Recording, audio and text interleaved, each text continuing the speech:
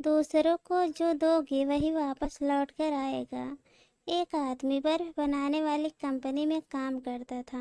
एक दिन कारखाना बंद होने से अकेला फ्रिज में काम करने वाले कमरे में चक्कर लगाने गया तो गलती से दरवाज़ा बंद हो गया।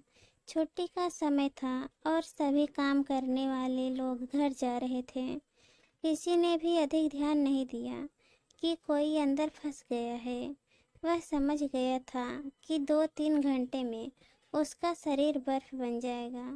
अब जब मौत सामने नजर आने लगी तो वह ईश्वर को सच्चे मन से याद करने लगा और वो अपने कर्मों का क्षमा मांगने लगा और कहा, हे ईश्वर, अगर मैं अपनी ज़िंदगी में कोई भी मानवता और धर्म का काम किया है तो तुम मुझे यहाँ से बाहर निकालो।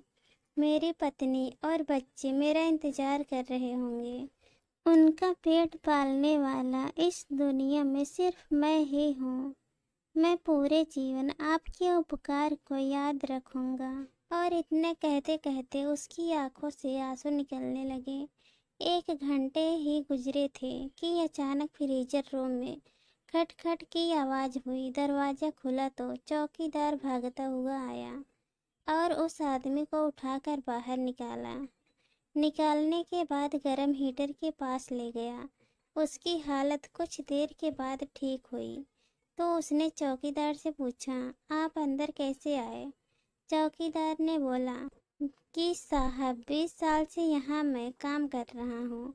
इस कारखाने में काम करते हुए हर रोज़ सैकड़ों मजदूर और ऑफिसर कारखाने में आते जाते हैं। मैं देखता हूँ, लेकिन आप उन कुछ लोगों में से हो जो तुम जब भी कारखाने में आते हो तो मुझसे हंसकर मिलते हो और हाल चाल पूछते हो और निकलते हुए आपकी बातें और आपका स्वभाव मेरे सारे दिन की थकावट को दूर कर देता है।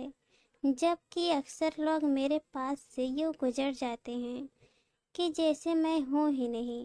आज हर दिन की तरह मैंने आपका अभिवादन तो सुना, लेकिन जाते समय आपकी आवाज़ सुनने के लिए इंतज़ार कर रहा था। जब ज़्यादा देर हो गई तो मैं आपकी तलाश करने के लिए चल पड़ा कि आप कहीं किसी मुसीबत में ना फंस गए हो।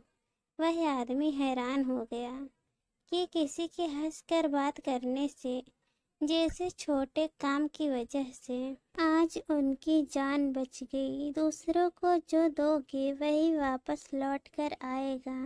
आशा करती हूँ कि ये छोटी सी कहानी आप सभी लोगों को अच्छी लगी हो।